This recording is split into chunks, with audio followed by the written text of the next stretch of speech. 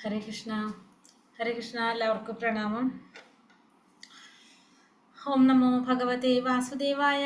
ഓം നമോ ഭഗവതേ വാസുദേവായ. ഓം നമോ ഭഗവതേ വാസുദേവായ. ഓം അജ്ഞാനതിമിരാന്തസ്യ ജ്ഞാനാഞ്ജനാശലാകയ ചക്ഷുരുന്മീലിതം യേന തസ്മൈ ശ്രീ ഗുരവേ നമഃ. നമോ വിഷ്ണുപാദായ കൃഷ്ണപ്രേഷ്ഠായ ഭൂതലേ ശ്രീമതേ ഭക്തിവേദാന്ത സ്വാമിനിധി നാമിനെ. നമസ്തേ സാരസ്വതേ ദേവേ ഗൗരവാണി പ്രചാരിണേ നിർവിശേഷ ശൂന്യവാദി പാശ്ചാത്യദേശധാരിണേ. ജയ ശ്രീ കൃഷ്ണ ചൈതന്യ പ്രഭു നിത്യാനന്ദ ശ്രീ അദ്വൈത ഗദാധര ശ്രീവാസാദി ഗൗരഭക്തവൃന്ദ. ഹരേ കൃഷ്ണ കൃഷ്ണ കൃഷ്ണ ഹരേ ഹരേ, ഹരേ രാമ രാമ രാമ ഹരേ ഹരേ. ഹരേ കൃഷ്ണ. ശ്രീ ശ്രീ രാധാ ഗോവിന്ദ ടെമ്പിൾ ഇസ്കോൺ മാംഗ്ലൂരിന്റെ ഭഗവത്ഗീത ക്ലാസ്സിലേക്ക് എല്ലാവർക്കും സ്വാഗതം. ഹരേ കൃഷ്ണ. എല്ലാവർക്കും പ്രണാമം. അപ്പൊ നമ്മള് അധ്യായം 15 പുരുഷോത്തമ യോഗം, 15ാമത്തെ അധ്യായമാണ് പുരുഷോത്തമ യോഗം. ഇന്നലെ നമ്മൾ 14ാമത്തെ അധ്യായം ഭൗതിക പ്രകൃതിയുടെ ത്രിഗുണങ്ങളെ കുറിച്ച് കണ്ടു. അപ്പോൾ ഭഗവാൻ എന്താ നമ്മൾ ലാസ്റ്റ് അതിൽ കണ്ടത്, ത്രിഗുണങ്ങളെ മറികടക്കണം എന്നാണ് ഭഗവാൻ പറഞ്ഞത് അല്ലേ. അപ്പൊ ത്രിഗുണങ്ങളെ മറികടക്കാനായിട്ട് എന്താ ഭഗവാൻ പറഞ്ഞ വഴി? ഏതൊരു സാഹചര്യത്തിലും പിഴയ്ക്കാതെ ഭക്തിപൂർവ്വം ഭഗവാന്റെ സേവനം ചെയ്യുകയാണെങ്കിൽ നമുക്ക് എന്ത് സാധിക്കും? ഭൗതിക പ്രകൃതിയുടെ ത്രിഗുണങ്ങളെ മറികടക്കാൻ സാധിക്കുമെന്നാണ് നമ്മൾ ആ അധ്യായത്തിൽ കണ്ടത്. ഇനി അടുത്ത അധ്യായം 15 പുരുഷോത്തമ യോഗം. ഭഗവാനെ കുറിച്ച് പറയുന്ന അധ്യായമാണിതിൽ. കുറേ കാര്യങ്ങൾ നമുക്ക് ചെറിയൊരു അധ്യായമാണ്, പക്ഷെ വളരെ പ്രധാനപ്പെട്ട ഒരു അധ്യായമാണ് പുരുഷോത്തമ യോഗം. ഹരേ കൃഷ്ണ. ശ്രീ ശ്രീ രാധാ ഗോവിന്ദ് കി ജയ്, ശ്രീല പ്രഭുപാദ് കി ജയ്. 20 ശ്ലോകങ്ങൾ ഉള്ളൊരു ചെറിയൊരു അധ്യായമാണിത്. 1 മുതൽ 5 വരെയുള്ള ശ്ലോകത്തില് ഭൗതിക ലോകത്തോടുള്ള വിരക്തി, ആത്മീയ ലോകത്തിന്റെ പ്രതിഫലനം, ഇതിനെക്കുറിച്ച് പറയുന്നു. 6 മുതൽ 11 വരെ പുരുഷോത്തമ യോഗത്തെ കുറിച്ച്, ശരീരത്തിലെ മാറ്റങ്ങളെ കുറിച്ച് പറയുന്നു. 12 മുതൽ 15 വരെയുള്ള ശ്ലോകത്തില് പരിപാലകൻ എന്ന നിലയിൽ ഭഗവാന്റെ സ്ഥാനത്തെ കുറിച്ച് പറയുന്നു. 16 മുതൽ 20 വരെയുള്ള ശ്ലോകത്തില് ത്രിശ്ലോകി ഭഗവത്ഗീത, വേദങ്ങളുടെയും വേദാന്തത്തെയും ജീവജാലങ്ങളെയും സംഗ്രഹിക്കുന്ന ആ ഭഗവത്ഗീത ശ്ലോകങ്ങളെ കുറിച്ച് പറയുന്നു. അങ്ങനെ എത്ര ഭാഗങ്ങളാണ്? 4 ഭാഗങ്ങളാക്കിയിട്ടാണ് ഈ അധ്യായത്തെ തിരിച്ചിരിക്കുന്നത്. 1ാമത്തെ ഭാഗം ആത്മീയ ലോകത്തിന്റെ പ്രതിഫലനം. ഹരേ കൃഷ്ണ. ഓം നമോ ഭഗവതേ വാസുദേവായ. ശ്രീ ഭഗവാനുവാച. ഊർധമൂലമതശ്ചാകം അശ്വത്ഥം പ്രാഹുരവ്യയം ഛന്ദാംസി യസ്യ പർണാനി യസ്തം വേദസ്സ വേദവിദ്. പരമദിവ്യോത്തമ പുരുഷൻ പറഞ്ഞു, വേരുകൾ മേൽപോട്ടും ശാഖകൾ കീഴ്പോട്ടുമായിട്ട് അക്ഷയമായൊരു അശ്വത്ഥമുണ്ട്. അതിന്റെ ഇലകളാണ് വേദമന്ത്രങ്ങൾ. ഈ വൃക്ഷം എന്തെന്നറിയുന്നവനത്രേ വേദജ്ഞൻ. അപ്പൊ ഭഗവാൻ പറയുന്നത് എന്താണ് പറയുന്നത്? വേരുകൾ മേൽപോട്ടും. അപ്പൊ നമ്മള് സാധാരണ വൃക്ഷത്തിന്റെ വേരുകൾ എപ്പോഴും താഴേക്കാണ്. അപ്പൊ ഇവിടെ പറയുന്നത് വേരുകൾ മേൽപോട്ടും ശാഖകൾ കീഴ്പോട്ടുമായിട്ട്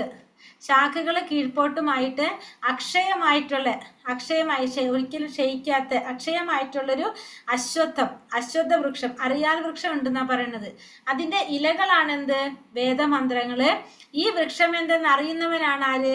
വേദജ്ഞൻ. അപ്പോ ഇതിന്റെ വേരുകൾ മേൽപോട്ടാണ്, ശാഖകൾ കീഴ്പോട്ടാണ്. ആ ക്ഷയിക്കാത്തൊരു അശ്വത്ഥ മരത്തെ കുറിച്ച്, അറിയാൽ വൃക്ഷത്തെ കുറിച്ചാണ് ഇവിടെ പറയുന്നത്. ഇതിന്റെ ഇലകളാണ് വേദമന്ത്ര. ഈ വൃക്ഷത്തെ കുറിച്ച് അറിയുന്നവനാണ് ആര്? വേദജ്ഞൻ എന്ന് പറയുന്നത്. വേദജ്ഞൻ എന്ന് പറഞ്ഞാൽ ഈ ഇലകളെ, ഈ വൃക്ഷത്തെ കുറിച്ച് അറിയുന്നവനാണ് വേദജ്ഞൻ. വൃക്ഷഛായ വെള്ളത്തിൽ നിഴലിക്കുന്നത് പോലെ ആധ്യാത്മികമായ ഈ വൃക്ഷത്തിന്റെ നിഴൽ തൃഷ്ണയിൽ സ്ഥിതി. അപ്പൊ ഒരു വൃക്ഷത്തിന്റെ ഛായ നമുക്ക് എവിടെ കാണാൻ സാധിക്കും? വെള്ളത്തിൽ നിഴൽ കാണാൻ സാധിക്കും. അതേപോലെ തന്നെ ഈ ആധ്യാത്മിക വൃക്ഷത്തിന്റെ നിഴല് എവിടെയാ സ്ഥിതി ചെയ്യുന്നത്? നമ്മുടെ തൃഷ്ണയിൽ, ആഗ്രഹങ്ങളിലാണ് സ്ഥിതി ചെയ്യുന്നത്. ഈ ഭൗതികതയുടെ വെളിച്ചത്തിൽ പ്രതിഫലിച്ച് കാണുന്നവയ്ക്കെല്ലാം തൃഷ്ണ തന്നെ കാരണം. അപ്പൊ നമ്മൾ ഈ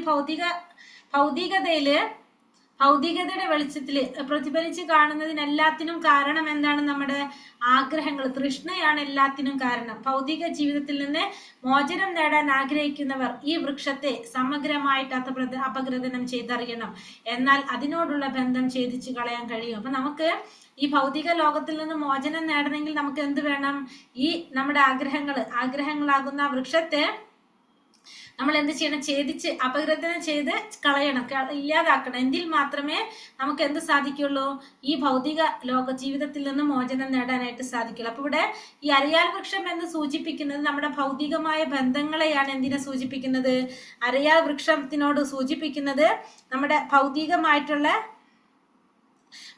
ബന്ധങ്ങളെയാണ് അരയാൽ വൃക്ഷത്തിനോട് സൂചിപ്പിക്കുന്നത്. അരയാൽ വൃക്ഷം എന്ന് പറഞ്ഞാൽ ഇവിടെ ഭൗതികമായ ബന്ധങ്ങൾ. അപ്പൊ ഫലോദിഷ്ട കർമ്മങ്ങളിൽ ഏർപ്പെടുന്നവരെ സംബന്ധിച്ചിടത്തോളം എന്തില്ല?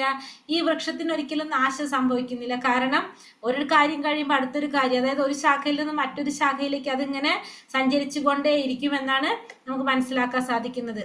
അഥശ്ചോർത്തം പ്രസുദാസസ്യ ശാഖ ഗുണപ്രവൃത്ത വിഷയ പ്രവാളഃ അഥസ്യ മൂലാനനുസന്ധതാനി കർമാനുബന്ധീനി മനുഷ്യലോകേ. ഈ വൃക്ഷത്തിന്റെ ശാഖകൾ ഭൗതിക പ്രകൃതിയുടെ ത്രിഗുണങ്ങളാൽ പോഷിപ്പിക്കപ്പെട്ട് താഴോട്ടും മേലോട്ടും പടർന്നു കിടക്കുന്നു. ഇന്ദ്രിയങ്ങളാണ് അതിന്റെ ചില്ലകൾ. ഈ വൃക്ഷത്തിന് താഴേക്കിറങ്ങുന്ന വേരുകളുമുണ്ട്. ഇവ മനുഷ്യ സമുദായത്തിന്റെ ഫലോദിഷ്ട കർമ്മങ്ങളോട് ബന്ധപ്പെട്ടതാണ്. അപ്പൊ ഈ വൃക്ഷത്തിന്റെ ശാഖകൾ എങ്ങനെയാണ്? ഭൗതിക പ്രകൃതിയുടെ ത്രിഗുണങ്ങളാൽ പോഷിപ്പിക്കപ്പെട്ട. അപ്പൊ ഇതിന് പോഷണം ലഭിക്കുന്നത് എങ്ങനെയാണ്? ഈ ഭൗതിക പ്രകൃതിയിലൂടെയാണ് പോഷണം ലഭിക്കുന്നത്. അപ്പൊ സാധാരണ വൃക്ഷങ്ങൾക്ക് പോഷണം ലഭിക്കുന്നത് എങ്ങനെയാണ്? വെള്ളത്തിലൂടെ. ഈ വൃക്ഷങ്ങൾക്ക് പോഷണം ലഭിക്കുന്നത് ഭൗതിക പ്രകൃതിയുടെ ത്രിഗുണങ്ങളാൽ. അത് പോഷിപ്പിക്കപ്പെട്ട് താഴോട്ടും മേലോട്ടും പടർന്നു കിടക്കാണ്. ഇതിന്റെ ചില്ലകൾ എന്ന് പറഞ്ഞാലോ ഇന്ദ്രിയ വിഷയങ്ങളാണ് ഇതിന്റെ ചില്ലുകൾ. ഈ വൃക്ഷത്തിന് താഴേക്കിറങ്ങുന്ന വേരുകളുണ്ട്. ഇത് മനുഷ്യ സമുദായത്തിന്റെ ഫലോദിഷ്ട കർമ്മങ്ങളോട്, അപ്പൊ നമ്മുടെ ഫലോദിഷ്ട കർമ്മങ്ങളോട്, ഫലം ആഗ്രഹിച്ചുകൊണ്ട് ചെയ്യുന്ന കർമ്മങ്ങളോട് ബന്ധപ്പെട്ടിരിക്കുന്നതാണെന്നാണ് ഇവിടെ പറയുന്നത് ഭഗവാൻ.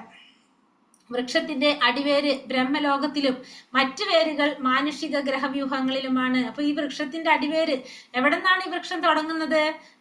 വേരുകൾ മേൽപോട്ടാണല്ലോ. അപ്പൊ വൃക്ഷം തുടങ്ങുന്നത് ബ്രഹ്മലോകത്ത് നിന്നാണ് ഈ വൃക്ഷം തുടങ്ങുന്നത്. അതിന്റെ മറ്റു വേരുകളോ മാനുഷിക ഗ്രഹവ്യൂഹങ്ങൾ, അതായത് ഭൂമിയിലാണ് മറ്റുള്ള അതിന്റെ വേരുകൾ. മനുഷ്യൻ ഉപരിലോകങ്ങളിൽ വെച്ച് പുണ്യകർമ്മങ്ങളുടെ ഫലം അനുഭവിച്ച ശേഷം ഭൂമിയിലേക്ക് തിരിച്ചു വന്ന് തന്റെ കർമ്മങ്ങളെ അഥവാ ഫലോദിഷ്ട പ്രവർത്തനങ്ങളെ ഉത്കർഷത്തിനായിക്കൊണ്ട് പുനരാരംഭിക്കുന്നു. അതുകൊണ്ട് ഈ മനുഷ്യലോകം കർമ്മഭൂമി എന്ന് കരുതപ്പെടുന്നു. അപ്പൊ നമ്മൾക്കറിയാം ഫലോദിഷ്ട കർമ്മങ്ങൾ, ഫലം ആഗ്രഹിച്ചുകൊണ്ട് കർമ്മം ചെയ്യുന്നവര് എവിടെയാണ് ജന്മമെടുക്കുന്നത്? ഭൂമിയിലാണ് ജന്മമെടുക്കുന്നത്. അതുകൊണ്ട് നമ്മുടെ ഈ മനുഷ്യലോകത്തിന് നമുക്ക് എന്ത് പറയാം? കർമ്മഭൂമി എന്നും പറയാനായിട്ട് സാധിക്കും. അപ്പോൾ ഈ വൃക്ഷത്തെ കുറിച്ചാണ് ഇവിടെ പറയുന്നത്. ഇവിടെ അടുത്തിൽ പറയുന്നുണ്ട് ഈ വൃക്ഷത്തിന്റെ ഈ ഭൗതിക ബന്ധങ്ങളാണെന്ന് പറഞ്ഞില്ല ഈ മരം. അപ്പൊ പ്രതിഫലനത്തിന്റെ സ്ഥലം, അതായത് എന്താ പറയുന്നത്? യഥാർത്ഥ വൃക്ഷം ആത്മീയ ലോകത്തിലാണ്. ആധ്യാത്മികമായിട്ടുള്ള ആ വൃക്ഷത്തിന്റെ നിഴൽ എവിടെയാണ് സ്ഥിതി ചെയ്യുന്നത്? തൃഷ്ണയിൽ, അതായത് മേൽക്കീഴായിട്ട് മറിഞ്ഞ നിഴയിലാണ് സ്ഥിതി ചെയ്യുന്നത്. അതിന് പോഷണം ലഭിക്കുന്നത്, ഈ വൃക്ഷത്തിന് പോഷണം ലഭിക്കുന്നത് എങ്ങനെയാണ്? ത്രിഗുണങ്ങളാലാണ് ഈ വൃക്ഷം പോഷിപ്പിക്കപ്പെടുന്നത്. ഇതിന്റെ വേരുകളാണെങ്കിലോ എങ്ങനെയാണ് പറയുന്നത്? വേര് മേൽപോട്ട് വളർന്ന്, ഭൗതിക അസ്തിത്വത്തിന്റെ വേര് മേൽപോട്ട് വളർന്ന് അത്യുന്നത തലത്തിൽ നിന്ന്, ബ്രഹ്മലോകത്തിൽ നിന്നാണ് ഈ വേര് വളർന്നു തുടങ്ങുന്നത്. അങ്ങനെ ആ വേര് അതിന്റെ എവിടേക്ക് വരാണ്? മനുഷ്യഗ്രഹവ്യൂഹങ്ങളിലേക്ക്, അത് ഭൂമിയിലേക്കും വ്യാപിക്കുകയാണ്. താഴോട്ട് വളർന്ന് എല്ലാ ദിശകളിലേക്കും വ്യാപിക്കുകയും ചെയ്യുന്നു. പല വിധത്തിലുള്ള സുഖദുഃഖാനുഭവങ്ങളിൽ നിന്ന് രൂപം കൊള്ളുന്ന രാഗദ്വേഷങ്ങള്, നമ്മുടെ ഇഷ്ടാനിഷ്ടങ്ങളാണ് എന്ത്? ഈ വൃക്ഷത്തിന്റെ തായ്വേരുകൾ എന്ന് പറയുന്നത്. ഇതെമ്പാടും പടർന്നു കിടക്കുന്ന ഈ വേരുകളിൽ നിന്നും ആസ്തിക്യവും നിരീശ്വരവാദിത്വവും പ്രവണതകളായിട്ട് വളരുന്നത്. അപ്പൊ നിരീശ്വരവാദിത്വം അല്ലെങ്കിൽ നമ്മൾ എന്ത് പറയാ, നിരീശ്വരവാദം അല്ലെങ്കിൽ ആസുരിക സ്വഭാവം അത് പ്രവണതകളായിട്ട് വളർന്നു വരാണ് ചെയ്യുന്നത്. ശാഖകൾ, ഇതിന്റെ മുകളിലും താഴെയുമുള്ള 14 ഗ്രഹവ്യൂഹങ്ങളിലാണ് എന്ത്? ഈ ശാഖകൾ, ഇതിന്റെ ശാഖകൾ കാണപ്പെടുന്നത്. ഇതിലെന്തുണ്ട്? വിവിധ ജീവജാലങ്ങൾ. താഴെ ശാഖകളിൽ മനുഷ്യര്, പിന്നെ അത് കഴിഞ്ഞിട്ട് കുതിര, പശു, നായ, പൂച്ച മുതലായിട്ടുള്ള ജീവികൾ വസിക്കുന്നു. മുകളിലെ ശാഖകളിൽ കുറെ കൂടി ഉയർന്ന നിലയിലുള്ളവർ, അതായത് ദേവന്മാര്, ഗന്ധർവന്മാര് തുടങ്ങിയ ഉന്നത ജീവവർഗങ്ങളുടെ സ്ഥിതിയാണ് ഇവിടെ മുകളിൽ കാണുന്നത്. പച്ച ഇലകൾ, വേദമന്ത്രങ്ങളാണ് എന്ത്? ഇതിന്റെ ഇലകൾ എന്ന് പറഞ്ഞു. ഇന്ദ്രിയ വിഷയങ്ങളാണ് അതിന്റെ ചില്ലകൾ. ഇന്ദ്രിയ വിഷയങ്ങൾ എന്ന് പറയുമ്പോൾ ശബ്ദം, സ്പർശം, രൂപം തുടങ്ങിയ ഇന്ദ്രിയ വിഷയങ്ങളാണ് ഇതിന്റെ ചില്ലകള്. ശാഖ അഗ്രങ്ങൾ എന്താണ്? അനുഭവ ഉപാധികള്. വിഷയം, നമ്മൾ ഓരോ വിഷയങ്ങൾ അനുഭവിക്കാൻ ഉപയോഗിക്കുന്ന ഉപാധികൾ, ചെവി, മൂക്ക്, കണ്ണ്, തൊക്ക്, ഇതൊക്കെയാണ് ശാഖയുടെ അഗ്രങ്ങള്. ഇതിന്റെ ഫലം എന്താണ് പറയണത്? ജീവസത്തകൾ ചെയ്തു പോരുന്ന കർമ്മങ്ങളുടെ പ്രതികരണങ്ങൾ, ജീവസത്തകള് ചെയ്തു പോകുന്ന കർമ്മങ്ങളുടെ പ്രതികരണങ്ങളാണ് ഇതിന്റെ ഫലം. ഇതിന്റെ പങ്കാളിത്തം, ജീവജാലത്തിന്റെ പങ്കാളിത്തം എന്ന് പറഞ്ഞാല് ഒരു ശാഖയിൽ നിന്ന് മറ്റൊന്ന് ശാഖയിലേക്ക് പോയിട്ട് ശാഖയിലേക്ക് മാറിക്കൊണ്ടേയിരിക്കും. അതായത് ഇതിന് ആരംഭം അവസാനം ഒന്നും ഉണ്ടാവില്ല. ഒരു ശാഖയിൽ നിന്ന് മറ്റൊരു ശാഖയിലേക്ക് മാറിക്കൊണ്ടേയിരിക്കും.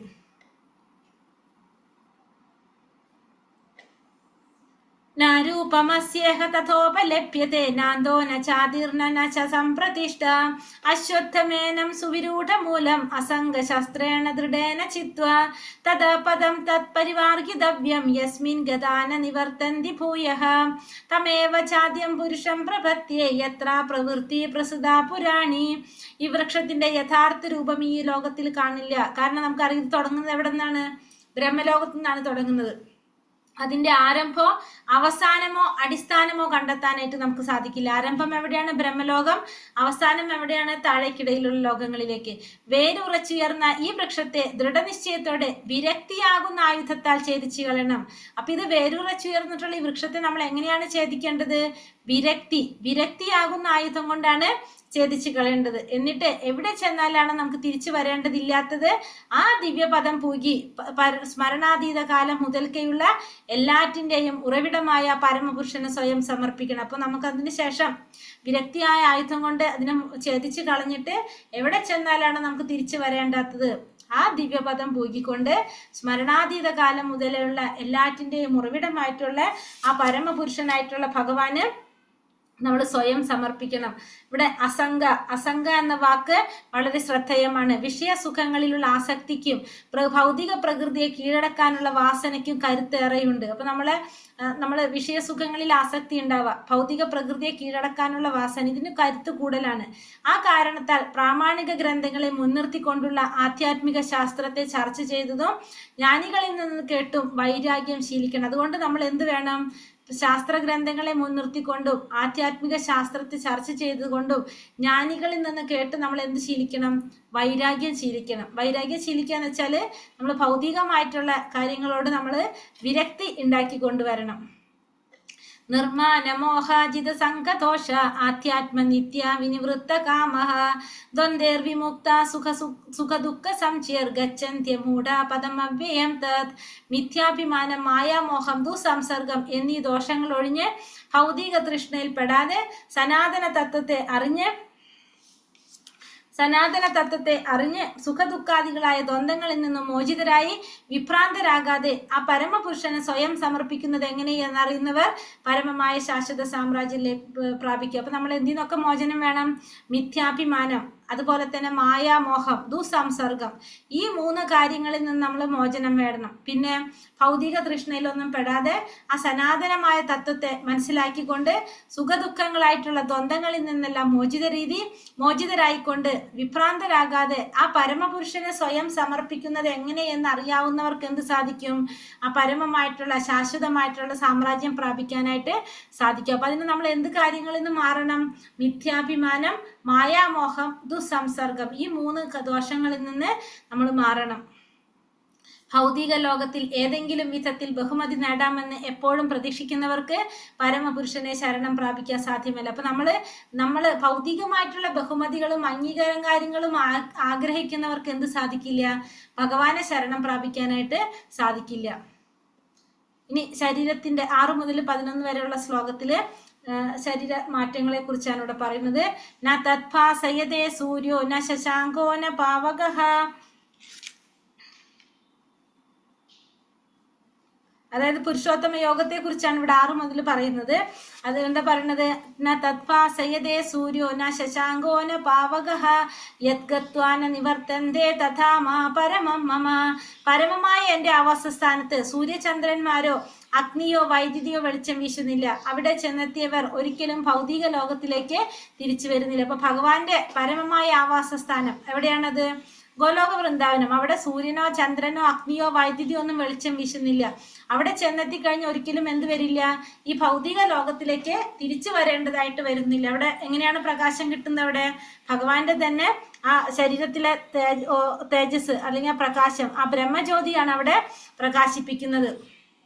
പരമമമ എന്ന വാക്കുകൾക്ക് ഇവിടെ പ്രാധാന്യമുണ്ട്. വാസ്തവത്തിൽ ഏതൊരു മുക്കുമൂലയും പരമപുരുഷന്റേത് തന്നെ. എങ്കിലും പരമമായത് 6 ഐശ്വര്യങ്ങളും തികഞ്ഞത് ആധ്യാത്മിക ലോകമാണ്. അപ്പോൾ എല്ലാതും ഭഗവാന്റെ ആണെങ്കിലും എല്ലാവിധ ഐശ്വര്യങ്ങളും നിറഞ്ഞത് ആരുടെ തന്നെയാണ്? ഭഗവാന്റെ ആധ്യാത്മിക ലോകമാണ്. അവിടെ വെയിലോ നിലാവോ നക്ഷത്രങ്ങളോ ആവശ്യമില്ലെന്ന് കഠോപനിഷത്തിലും പറയുന്നുണ്ട്. എന്ത്? അവിടെ ഒന്നിന്റെ ആവശ്യമില്ല. കാരണം അവിടെ എന്താണ്? സ്വയം പ്രകാശിതങ്ങളാണ് എല്ലാവരും. ന തത്ര സൂര്യാഭാതി ന ചന്ദ്രതാരകം. ഭാഗവതത്തിൽ പറയുന്നുണ്ട്, പരവ്യോമം മുഴുവൻ ഭഗവാന്റെ അന്തരംഗ ശക്തി കൊണ്ട് തന്നെ പ്രകാശമാനമാണ്. ആ പരമധാമം ആത്മസമർപ്പണത്താൽ അല്ലാതെ മറ്റൊരു വഴിയിലൂടെയും നമുക്ക് ആർക്കും പ്രാപിക്കാൻ സാധിക്കില്ല. നമ്മൾ ഭഗവാനെ ശരണാഗതി പ്രാപിച്ചാൽ മാത്രമേ നമുക്ക് എന്ത് സാധിക്കുള്ളൂ? ഭഗവാന്റെ ആ ധാമത്തിലേക്ക് പോകാനായിട്ട് പ്രവേശിക്കാനായിട്ട് സാധിക്കുള്ളൂ. വേറെ ഒരു മാർഗത്തിലൂടെ നമുക്ക് അവിടേക്ക് പോകാൻ സാധിക്കില്ല. അവിടെ സ്വയം പ്രകാശിതങ്ങളാണ്. അവിടെ എന്തിന്റെ ആവശ്യമില്ല? സൂര്യന്റെ, ചന്ദ്രന്റെ, വെയിലിന്റെ, നക്ഷത്രങ്ങളുടെ ഒന്നും ആവശ്യം അവിടെ ഇല്ല എന്നുള്ളത് കഠോപനിഷത്തിലും പറയുന്നുണ്ട്. മാമേ വംശോ ജീവലോകേ ജീവഭൂതാ സനാതനഃ മനഃഷ്ടാനിന്ദ്രിയാണി പ്രകൃതിസ്ഥാനി കർഷതി. എന്റെ ശാശ്വത അംശങ്ങളാണ് ഈ ലോകത്തിലുള്ള ഭക്തരായ സകല ജീവസത്തകളും. ഭക്തമായ ജീവിതം നയിക്കുകയാൽ മനസ്സുൾപ്പെടെ 6 ഇന്ദ്രിയങ്ങൾ ഉപയോഗിച്ച് അവർ കഠിനാധ്വാനം ചെയ്യുകയാണ്. അപ്പൊ എല്ലാതും എന്താണ്? എന്റെ ശാശ്വത അംശങ്ങളാണ്. ഈ ലോകത്തിലെ ഭക്തരായ സകല ജീവസത്തകളും എന്റെ ശാശ്വത അംശങ്ങളാണ്. ബദ്ധമായിട്ടുള്ള ജീവിതമാണ് നയിക്കുന്നത്. എല്ലാതും എങ്ങനെയാണ്? ബദ്ധമായിട്ടുള്ള ജീവിതം നയിക്കുന്നത് കൊണ്ട് തന്നെ മനസ്സുൾപ്പെടെയുള്ള 6 ഇന്ദ്രിയങ്ങളും ഉപയോഗിച്ച് എന്ത് ചെയ്യേണ്ടി വരാണ്? കഠിനാധ്വാനം ചെയ്യേണ്ടി വരാണ്. കാരണം ബന്ധനത്തിലാണ് ഇവിടെ ഭൗതിക ലോകത്തില്. അതുകൊണ്ട് ഈ മനസ്സും ഉൾപ്പെടെയുള്ള 6 ഇന്ദ്രിയങ്ങൾ ഉപയോഗിച്ച് കഠിനാധ്വാനം ചെയ്യേണ്ടി വരാണ്. എല്ലാവരും എന്താണ്? ഭഗവാന്റെ ശാശ്വത അംശങ്ങളാണ് എല്ലാ ഭക്തരായിട്ടുള്ള സകല ജീവാത്മാക്കളും. ജീവസത്തയുടെ വ്യക്തിത്വം വെളിവാക്കുന്ന ശ്ലോകമാണിത്. എന്താണ് പറഞ്ഞത്? മാമേ വംശോ ജീവലോകേ ജീവഭൂതാ സനാതന. എല്ലാവരും ഭഗവാന്റെ അംശമാണ്. പരമപുരുഷന്റെ ചെറിയൊരു അംശമാണ് ജീവാത്മാവെന്നും അങ്ങനെ തന്നെ ആയിരിക്കുമെന്നും ഭഗവാൻ ഇവിടെ പറയണത്. അപ്പൊ ഭക്താവസ്ഥയില് വ്യക്തിഭാവം കൈക്കൊള്ളുന്നതാണെന്നും മുക്തി നേടിയാൽ പരമപുരുഷനിൽ ലയിച്ച് ഭഗവാനുമായി താതാത്മ്യം പ്രാപിക്കുമെന്നും പറയുന്നത് ശരിയല്ല. ജീവൻ എന്നും അംശഭൂതനാണ്, സനാതനൻ എന്ന് വ്യക്തമായി പറ. അപ്പൊ ഇവിടെ പറയുന്നത് നമ്മൾ ഭഗവാനിൽ ലയിച്ച് ഭഗവാനുമായി താതാത്മ്യം പ്രാപിക്കുന്നു ജീവാത്മാവ് എന്ന് പറയുന്നത് ശരിയല്ല. മുക്തി നേടിക്കഴിഞ്ഞാൽ ജീവാത്മാവ് ഭഗവാനിൽ ലയിക്കുന്നില്ല. ജീവാത്മാവിന് എന്തുണ്ട്? അതും സനാതനനാണ്, അതിനും തനതായ വ്യക്തിത്വം ഉണ്ട്. അതൊരിക്കലും അതിൽ ലയിക്കുന്നില്ല. പക്ഷെ എന്താണ്? ഭഗവാന്റെ അംശമാണ് എന്ന് പറയാം. ഭഗവാന്റെ അംശമാണ്, അല്ലാതെ ഒരിക്കലും എന്തില്ല? ഭഗവാനിലത് ലയിക്കുന്നില്ല. ശരീരം യദവാപ്നോതി യച്ഛാപ്യത്രാമദീശ്വരഃ ഗൃഹീതൈതാനി സംയാതി വായുർഗന്ധാനി വാശയത്. ഭൗതിക ലോകത്തിലെ ജീവസത്ത കാറ്റ് ഗന്ധങ്ങളെ എന്ന പോലെ ജീവിത സങ്കല്പങ്ങളെ ഒരു ശരീരത്തിൽ നിന്ന് മറ്റൊരു ശരീരത്തിലേക്ക് കൊണ്ടുപോകുന്നു. അങ്ങനെ ഒരു തരത്തിലുള്ള ശരീരം ഉപേക്ഷിച്ച് മറ്റൊരു തരത്തിലുള്ള ശരീരം സ്വീകരിക്കുന്നു. അപ്പോൾ ഭൗതിക ലോകത്തില് ഈ ജീവാത്മാവ് എന്താ ചെയ്യണത്? കാറ്റ് ഗന്ധങ്ങളെ എന്ന പോലെ, നമുക്ക് അറിയാം കാറ്റ് ഗന്ധങ്ങളെ കൊണ്ടുപോകുമ്പോൾ നമുക്ക് കാണാനോ അറിയാനോ സാധിക്കില്ല, പക്ഷെ നമുക്കത് ഫീൽ ചെയ്യാനായിട്ട് സാധിക്കും. അതേപോലെ തന്നെയാണ് എന്ത്? ജീവിത സങ്കല്പങ്ങളെ ഒരു ശരീരത്തിൽ നിന്ന് മറ്റൊരു ശരീരത്തിലേക്ക് കൊണ്ടുപോകുന്നത്. കാരണം നമുക്ക് എന്തറിയാം? ആ ശരീരത്തിൽ നിന്ന് പോകുമ്പോൾ ആ പ്രജ്ഞ ഇല്ലാതാകും. അപ്പൊ നമുക്ക് മനസ്സിലാക്കാം ഈ ശരീരത്തിൽ എന്തില്ല, ഇപ്പോ ജീവാത്മാവില്ല എന്നുള്ളത്. അങ്ങനെ ഒരു ശരീരം ഉപേക്ഷിച്ച് മറ്റൊരു തരത്തിലുള്ള ശരീരം സ്വീകരിക്കുകയാണ് ചെയ്യുന്നത്. ഇവിടെ ജീവാത്മാവിനെ ഈശ്വരൻ എന്ന് പറഞ്ഞിട്ടുള്ളത് സ്വശരീരത്തെ നിയന്ത്രിക്കുന്ന എന്നതിലാണ്. അപ്പൊ ഇവിടെ ജീവാത്മാവിനെ ഇവിടെ എന്തായിട്ട് പറയണത്? ഈശ്വരൻ എന്നാണ് പറയുന്നത്. അതിന്റെ അർത്ഥം എന്താണ്? ആ സ്വന്തം ശരീരത്തെ അത് നിയന്ത്രിക്കുന്നു എന്നതിനാലാണ്. തനിക്ക് ഇഷ്ടമാണെങ്കിൽ ജീവാത്മാവിനെ മേന്മ കൂടിയ ഒരു ശരീരം സ്വീകരിക്കാം, അതല്ലെങ്കിൽ താഴ്ന്ന തരത്തിലുള്ളതും തിരഞ്ഞെടുക്കാം. അതിനുള്ള സ്വാതന്ത്ര്യം ആർക്കുണ്ട്? ജീവാത്മാവിനുണ്ട്. ശരീരത്തിന് വരാവുന്ന മാറ്റം ജീവാത്മാവിനെ ആശ്രയിച്ചാണ് ഇരിക്കുന്നത്. മരണസമയത്ത് താൻ സ്വയം വളർത്തിയെടുത്ത ബോധമാണ് ഇനി എടുക്കാൻ പോകുന്ന ദേഹം എന്തെന്ന് തീരുമാനിക്കുന്നത്. അപ്പൊ എന്ത് വേണമെങ്കിലും തീരുമാനിക്കാം. നല്ല ശരീരമോ ചീത്ത ശരീരമോ ഏത് ശരീരം വേണമെങ്കിലും എടുക്കാം. മരണസമയത്ത് നമ്മുടെ വളർത്തിയെടുത്ത അവബോധം അതാണ് അടുത്ത ദേഹം എന്താണെന്ന് തീരുമാനിക്കുന്നത്. അപ്പൊ ജീവാത്മാവിന് അതിനുള്ള സ്വാതന്ത്ര്യം ഉണ്ട്. പക്ഷെ അത് നൽകുന്നത് ആരാണ്? ഭഗവാനാണ് നൽകുന്നത്. ആ സ്വാതന്ത്ര്യം ഉണ്ടെങ്കിലും ആഗ്രഹത്തിനനുസരിച്ച് അത് നടത്തണോ വേണ്ടയോ എന്ന് തീരുമാനിച്ചത് നൽകുന്നത് ഭഗവാനാണ്. ശ്രോത്രം ചക്ഷുസ്പർശനം ച രസനം ഘ്രാണമേവ ച അധിഷ്ഠായ മനശ്ചായം വിഷയാനുപസേവത്തെ. ഇപ്രകാരം മറ്റൊരു സ്ഥൂല ശരീരം കൈക്കൊള്ളുന്ന ജീവസത്ത മനസ്സിനിണങ്ങിയ 5 ഇന്ദ്രിയങ്ങൾ ഉപയോഗിച്ചുകൊണ്ട്, അതായത് കണ്ണ്, മൂക്ക്, നാക്ക്, ത്വക്ക്, ചെവി, ഇത് ഉപയോഗിച്ച് ഇത് സ്വീകരിച്ചുകൊണ്ട് അവയിലൂടെ ഒരു കൂട്ടം ഇന്ദ്രിയ വിഷയങ്ങളെ ആസ്വദിക്കുകയും ചെയ്യുന്നു. അപ്പൊ വീണ്ടും ഒരു സ്ഥൂല ശരീരം സ്വീകരിക്കുകയാണ് ആര്? ജീവാത്മാവ്. അങ്ങനെ വീണ്ടും ഈ 5 ഇന്ദ്രിയങ്ങൾ ഉപയോഗിച്ചുകൊണ്ട് വീണ്ടും അതെന്ത് ചെയ്യാൻ തുടങ്ങും? ഇന്ദ്രിയ വിഷയങ്ങൾ ആസ്വദിക്കാനായിട്ട് തുടങ്ങും. അപ്പൊ കഴിഞ്ഞ ശരീരത്തിന് ചെയ്ത പോലെ തന്നെ ഈ ശരീരത്തിലും വീണ്ടും ഈ ഇന്ദ്രിയങ്ങൾ ഉപയോഗിച്ചുകൊണ്ട് അത് ഇന്ദ്രിയ വിഷയങ്ങളെ ആസ്വദിക്കാനായിട്ട് തുടങ്ങും. അവബോധം സ്വതവേ വെള്ളം പോലെ വിശുദ്ധമാണ്, എന്നാൽ അതിൽ നിറം ചേർത്താൽ വെള്ളം പോലെ ആ നിറത്തിൽ പോകും. അപ്പൊ അവബോധം എപ്പോഴെങ്ങനെയാണ്? വെള്ളം പോലെ വിശുദ്ധമായിട്ടുള്ളതാണ്. അപ്പൊ ഏതെങ്കിലും നിറം ആ വെള്ളത്തിൽ ചേർത്താലോ ആ വെള്ളം നിറം ചേർത്ത് കഴിഞ്ഞാൽ വെള്ളം പോലെ ആ നിറത്തിലായിട്ട് മാറും. ആ നിറത്തില് വെള്ളം ആ നിറത്തിലായിട്ട് മാറും. അങ്ങനെ തന്നെ ജീവാത്മാവ് വിശുദ്ധമാകയാൽ അവബോധം വിശുദ്ധായിരിക്കും. ഭൗതിക ഗുണങ്ങളുടെ സമ്പർക്കത്താലാണ് അവബോധത്തിന് മാറ്റം വരുന്നത്. അപ്പൊ അതുപോലെ തന്നെയാണ് ജീവാത്മാവ്. അപ്പൊ അവബോധം വിശുദ്ധമായി കഴിഞ്ഞാൽ ജീവാത്മാവും എന്താണ്? ജീവാത്മാവ് വിശുദ്ധമായാൽ അവബോധം വിശുദ്ധമായിരിക്കും. ഭൗതിക ഗുണങ്ങളുടെ സമ്പർക്കത്താലാണ് എന്ത് സംഭവിക്കുന്നത്? ഇവിടെ അവബോധത്തിന് മാറ്റം വരുന്നത്. അപ്പൊ അവബോധത്തിനനുസരിച്ച് ഇവിടെ മാറ്റങ്ങൾ സംഭവിച്ചുകൊണ്ടേയിരിക്കും. ഉക്രാമന്തം സ്ഥിതം വാപി ഭൂഞ്ചാനാം വാ ഗുണാന്വിതം വിമൂഢാനാനു പശ്യന്തി ജ്ഞാന ചക്ഷുഷഃ. ജീവാത്മാവ് എങ്ങനെ ഈ ശരീരം വിട്ടുപോകുന്നുവെന്നോ ഗുണങ്ങളുടെ ആകർഷണത്തിന് വഴിപ്പെട്ട് ഏതു തരം ശരീരത്തെ സ്വീകരിച്ച് അനുഭവിക്കുന്നതെന്നോ മൂഢന്മാർക്കറിയാൻ വയ്യ. ജ്ഞാനത്തിന്റെ അകക്കണ്ണ് തെളിഞ്ഞവർക്ക് ഇതെല്ലാം പ്രത്യക്ഷമാകും. അപ്പോൾ എപ്രകാരമാണ് ജീവാത്മാവ് ഒരു ശരീരത്തിൽ നിന്ന് പോകുന്നത്, എപ്രകാരമാണ് ഗുണങ്ങളുടെ ആകർഷണത്തിൽപ്പെട്ട് ശരീരം സ്വീകരിക്കുന്നത്, അനുഭവിക്കുന്നത്, ഇതൊക്കെ ആർക്കറിയാൻ സാധിക്കില്ല? മൂഢന്മാർക്ക് അറിയാൻ സാധിക്കില്ല. പക്ഷേ ജ്ഞാനത്തിന്റെ അകക്കണ്ണ് തെളിഞ്ഞവർക്ക്, അതായത് ആ ജ്ഞാനം, ശരിയായ ജ്ഞാനം നേടിയിട്ടുള്ളവർക്ക് എന്ത് സാധിക്കും? ഇതെല്ലാം മനസ്സിലാക്കാനായിട്ട് സാധിക്കും. ജ്ഞാന ചക്ഷുഷ എന്ന വാക്കൂടെ ശ്രദ്ധേയമാണ്. ആധ്യാത്മിക ജ്ഞാനം വളർത്തിയെടുത്തവര് ശരീരത്തിൽ നിന്ന് വ്യത്യസ്തമാണ് ആത്മാവെന്നും ശരീരം മാറിയെടുത്തുകൊണ്ടിരിക്കുന്നുവെന്നും പലതരത്തിൽ ആസ്വദിക്കുന്നുവെന്നും കണ്ടറിയാൻ സാധിക്കും. അപ്പൊ ആധ്യാത്മിക ജ്ഞാനം വളർത്തിയെടുത്തു കഴിഞ്ഞാൽ അവർക്ക് അതെന്തറിയാൻ സാധിക്കും? ഈ ശരീരത്തിൽ നിന്ന് വ്യത്യസ്തമാണ് ആത്മാവ്. ശരീരങ്ങള് മാറിക്കൊണ്ടേയിരിക്കും. അങ്ങനെ പലതരത്തിൽ ആസ്വദിക്കുന്നതെന്നും അറിയാനായിട്ട് ആർക്ക് സാധിക്കും? ആ ജ്ഞാനം നേടി, ആധ്യാത്മിക ജ്ഞാനം നേടിയവർക്ക് അറിയാനായിട്ട് സാധിക്കും.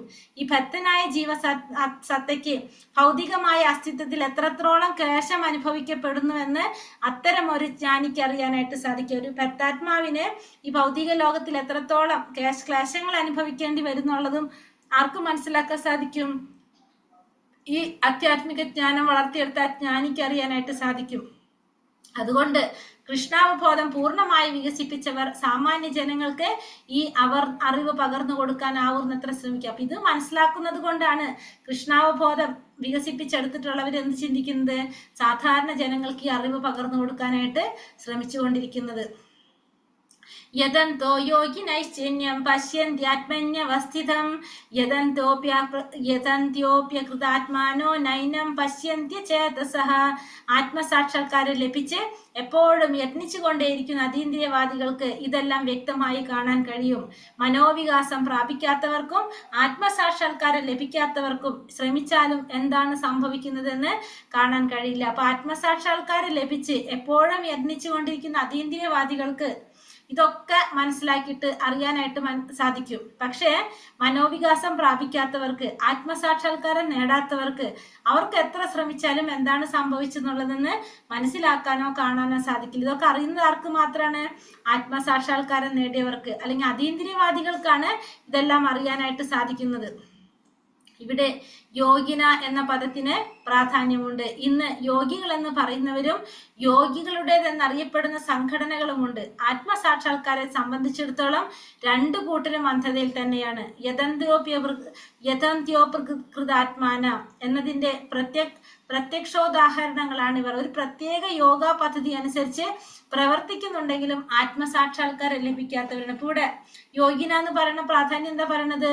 ഇന്ന് യോഗികൾ എന്ന് പറയുന്നവരുടെ, അല്ലെങ്കിൽ യോഗികളുടേതെന്ന് അറിയപ്പെടുന്ന സംഘടനകളുണ്ട്. ആത്മസാക്ഷാത്കാരത്തെ സംബന്ധിച്ചിടത്തോളം രണ്ടു കൂട്ടരും എങ്ങനെയാണ്? അന്ധകാരത്തിലാണ്. അവർക്ക് പ്രത്യേക പല യോഗാ പദ്ധതികളെ കുറിച്ച് പ്രവർത്തിക്കുന്നുണ്ടെങ്കിലും അവർക്ക് എന്തിനെ കുറിച്ച് അജ്ഞരാണ്? എല്ലാവരും ഈ ആത്മസാക്ഷാത്കാരത്തെ കുറിച്ച് അജ്ഞരാണ്. അവർക്ക് ആത്മസാക്ഷാത്കാരം ലഭിക്കാത്തവരാണ്. അവർ അന്ധതയിലാണ്. അവർക്ക് എന്തറിയില്ല? ഈ യോഗി എന്ന് പറയുന്നുണ്ടെങ്കിലും യോഗിയുടെ സംഘടനയിൽ പ്രവർത്തിക്കുന്നുണ്ടെങ്കിലും ആത്മസാക്ഷാത്കാരം ലഭിക്കാത്തവരാണ് ഇത്തരത്തിലുള്ളവര്. ഇനി അടുത്ത 12 മുതൽ 15 വരെ പരിപാലകൻ എന്ന നിലയിലുള്ള ഭഗവാന്റെ സ്ഥാനത്തെ കുറിച്ചാണ് പറയുന്നത്. യഥാദിത്യഗതം തേജോ ജഗത് ഭാസായ ദേഖിലം യച്ചന്ദ്രമസി യച്ചാഗ്നൗ തത്തേജോ വിധി മാമകം. പ്രപഞ്ചത്തിലെ അന്ധകാരം അത്രയും നീക്കി അതിനെ ശോഭായമാനമാക്കുന്ന സൂര്യന്റെ തേജസ് എന്നിൽ നിന്നാണ് വരുന്നത്. ചന്ദ്രന്റെയും അഗ്നിയുടെയും തേജസ്സുകളും എന്നിൽ നിന്നാണ് വരുന്നത്. അപ്പൊ ഭഗവാൻ പറയുന്നത് പ്രപഞ്ചത്തിന്റെ അന്ധകാരം മാറ്റിയിട്ട് അതിനെ ശോഭായമാനമാക്കുന്ന ആ സൂര്യന്റെ തേജസ് എവിടെ നിന്നാണ് വരുന്നത്? അത് ഭഗവാനിൽ നിന്നാണ്. അതുപോലെ തന്നെ ചന്ദ്രന്റെയും അഗ്നിയുടെയും തേജസ്സുകളെല്ലാം ആരിൽ നിന്നാണ് വരുന്നത്? അതും ഭഗവാനിൽ നിന്നാണ് വരുന്നത്.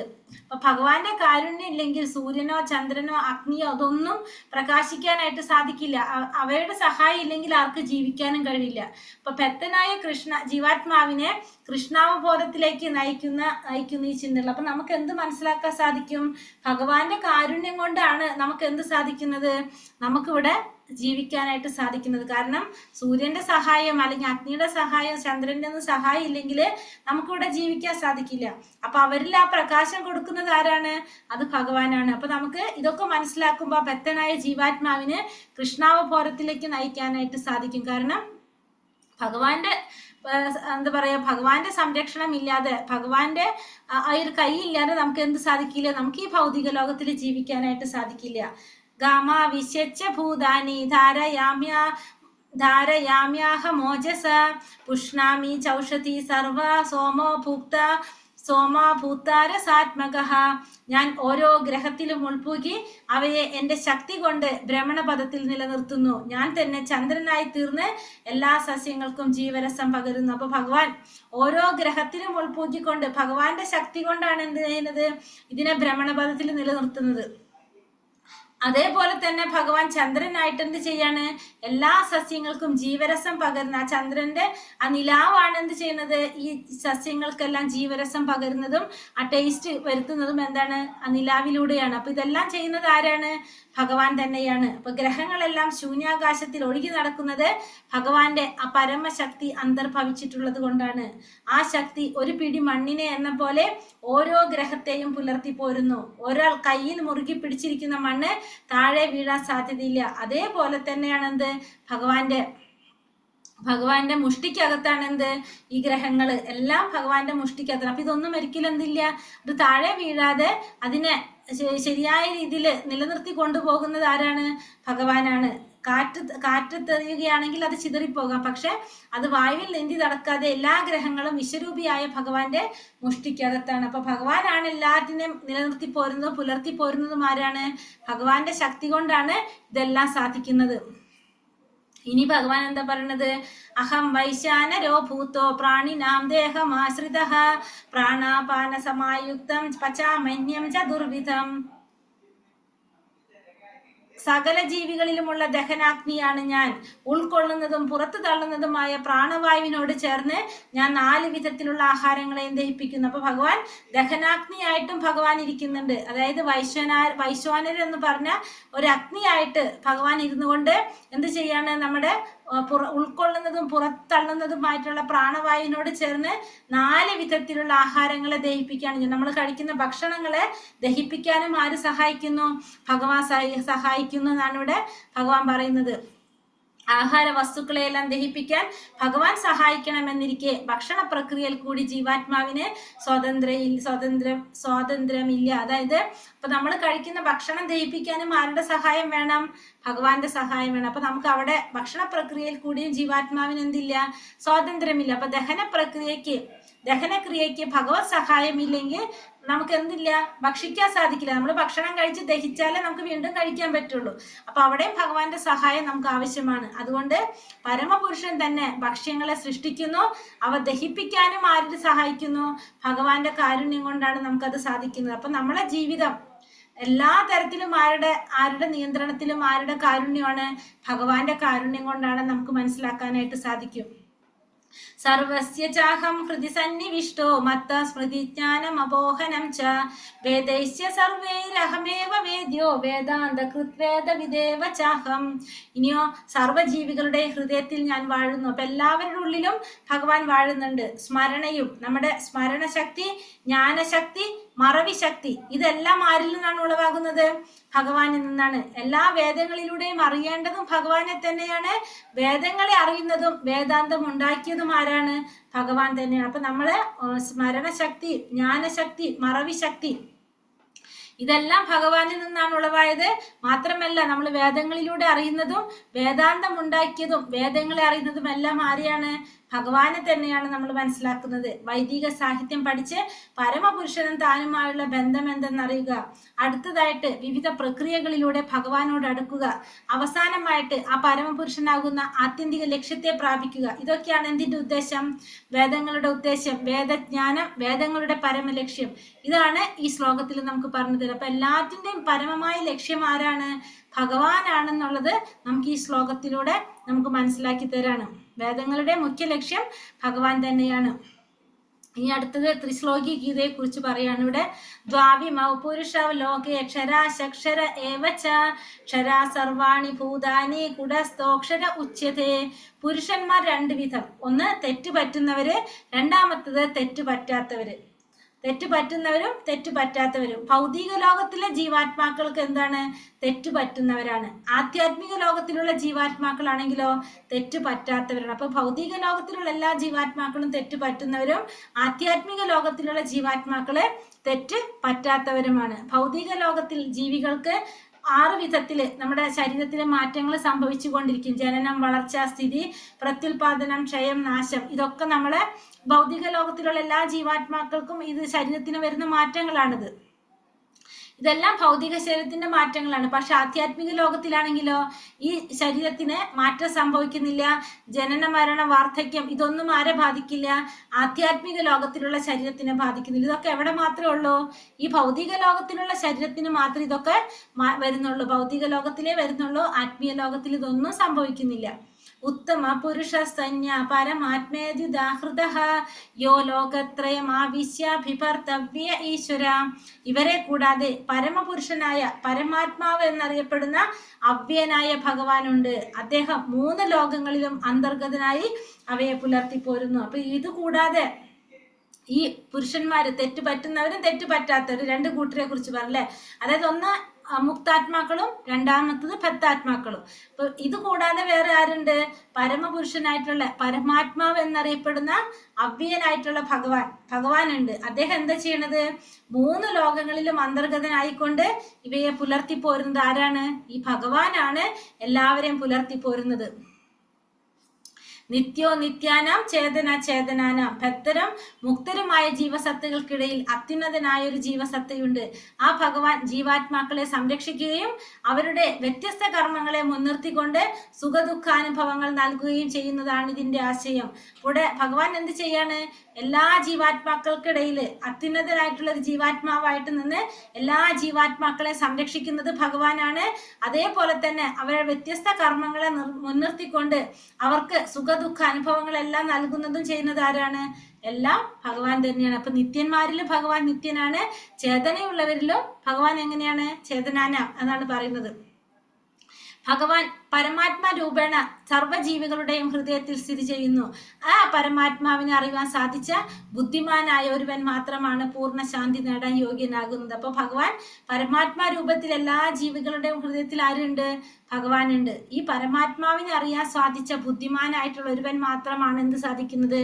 പരിപൂർണത നേടാൻ സാധിക്കില്ല. എല്ലാവർക്കും നേടാൻ സാധിക്കില്ല. ആ പരമാത്മാവിനെ മനസ്സിലാക്കിയവർക്കാണ് പൂർണ്ണത നേടാൻ സാധിക്കുന്നത്. യസ്മാത് അക്ഷരമതീതോഹം അക്ഷരാദപി ചോത്തമ അദോസ്മി ലോകദേവേ വേദേ ച പ്രതിതാ പുരുഷോത്തമ. ഞാൻ ഇന്ദ്രിയങ്ങൾക്ക് അതീതനും ക്ഷരങ്ങൾക്കും അക്ഷരങ്ങൾക്കും അതീതനും സർവശ്രേഷ്ഠനുമായതുകൊണ്ട് ലോകരും വേദങ്ങളും എന്നെ പുരുഷോത്തമൻ എന്ന് വിളിക്കുന്നു. അപ്പൊ ഭഗവാൻ എങ്ങനെയാണ്? ഇന്ദ്രിയങ്ങൾക്ക് അതീതനാണ്, ക്ഷരങ്ങൾക്കും അക്ഷരങ്ങൾക്കും അതീതനാണ്, സർവശ്രേഷ്ഠനുമായതുകൊണ്ട് ഭഗവാൻ എല്ലാവരും എന്ത് പറയാണ്? ഈ വേദങ്ങളും എല്ലാവരും ഭഗവാനെ പുരുഷോത്തമൻ എന്നാണ് വിളിക്കുന്നത്. പുരുഷന്മാരിൽ ഉത്തമനായിട്ടാണ് ആരെ പറയുന്നത്? ഭഗവാനെ പറയുന്നത്. ഉത്തമ എന്ന പദം അന്വർത്ഥമാണ് ഇവിടെ. ഭഗവാനെ കവിഞ്ഞു നിൽക്കാൻ ആർക്കും സാധിക്കില്ല. ഭഗവാന് തുല്യനായിട്ടോ ഭഗവാനേക്കാൾ മുകളിലോ ആരുമില്ല. ഭഗവാനെ കവിയാനായിട്ട് ആർക്കും സാധ്യമല്ല. പുരുഷോത്തമനാണ് ഭഗവാൻ. ഇത് ത്രിശ്ലോകി ഗീത എന്നാണ് പറയുന്നത്. ഈ അധ്യായത്തിലെ 16, 17, 18 ശ്ലോകങ്ങൾ. അതായത് ഒരു ശ്ലോകത്തിൽ 16 പറയുന്നത് 2 തരത്തിലുള്ള പുരുഷന്മാര്, തെറ്റുപറ്റുന്നതും തെറ്റുപറ്റാവരും. ഭൗതിക ലോകത്തിലെ ജീവാത്മാക്കള് തെറ്റുപറ്റുന്നവരാണ്. ആധ്യാത്മിക ലോകത്തിലുള്ള ജീവാത്മാക്കള് തെറ്റുപറ്റാത്തവരാണ്. കാരണം അവര് ആ ത്രിഗുണങ്ങളെ മറികടന്ന വ്യക്തികളാണ്. അടുത്തത് ഈ പരമാത്മാവ് ഈ രണ്ടിന്റെയും അധിപനാണ്. പരമപുരുഷനായ അദ്ദേഹം 3 ലോകങ്ങളിലും അന്തർഗതനായി അവയെ പുലർത്തിപ്പോരുന്നു. അപ്പൊ പരമാത്മാവ് എങ്ങനെയാണ്?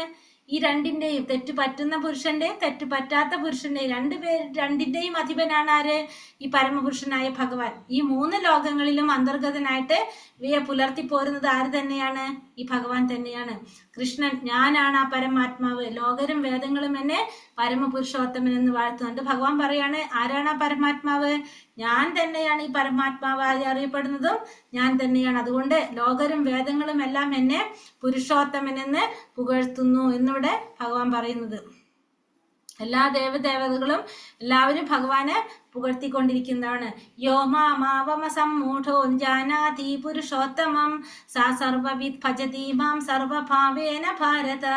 എന്നെ പരമദിവ്യോത്തമ പുരുഷനായ ഭഗവാൻ എന്ന് നിസ്സംശയം അറിയുന്നവർ എല്ലാം അറിയുന്നവരാണ് ഹേ ഭാരത. അതുകൊണ്ട് അവർ എൻ്റെ ഭക്തിരസേവനത്തിൽ പൂർണ്ണമായും മുഴുകിയിരിക്കുന്നു. അപ്പൊ ഭഗവാനെ പരമദിവ്യോത്തമ പുരുഷനായിട്ട് അറിയുന്നവര് നിസ്സംശയം എല്ലാം അറിയുന്നവരാണ്.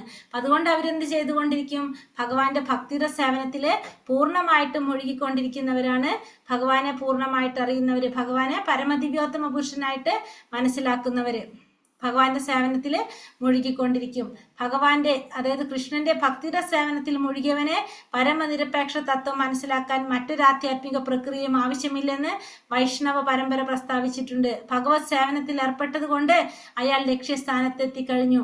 അപ്പോൾ ഭഗവാന്റെ ഭക്തിയുടെ സേവനത്തിൽ മുഴുകിയ ഒരു വ്യക്തിക്ക് പിന്നെ വേറൊരു ആധ്യാത്മിക പ്രക്രിയയുടെ ആവശ്യമില്ല. കാരണം ഭഗവാന്റെ സേവനത്തിൽ ഏർപ്പെട്ടത് കൊണ്ട് തന്നെ അയാൾക്ക് എന്ത് സാധിക്കും?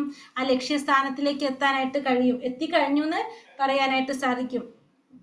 100,000 ജന്മങ്ങൾ തത്വാന്വേഷണത്തിൽ ചെലവാക്കിയിട്ടും കൃഷ്ണൻ തന്നെയാണ് പരമപുരുഷനെന്നും അദ്ദേഹത്തിന് സ്വയം സമർപ്പിക്കണമെന്നുള്ള നിലപാടിൽ എത്താത്തവർക്കാകട്ടെ അത്രയും ജന്മങ്ങളിലെ തത്വാന്വേഷണവും അതിന് ചെലവാക്കിയ സമയവും പാഴായത് തന്നെയാണ്. അപ്പോൾ എത്രയോ ജന്മങ്ങള് അന്വേഷണം ചെയ്തിട്ടും ഭഗവാനാണ് പരമപുരുഷൻ എന്ന് മനസ്സിലാക്കാതെ അദ്ദേഹത്തിന് സ്വയം സമർപ്പിക്കണം എന്നുള്ള നിലപാടെടുക്കാത്തവരോ ആ ചെലവാക്കിയ സമയം മുഴുവൻ എന്താണ്? അത് വെറുതെ പാഴായതാണെന്ന് പറയാനായിട്ട് സാധിക്കും.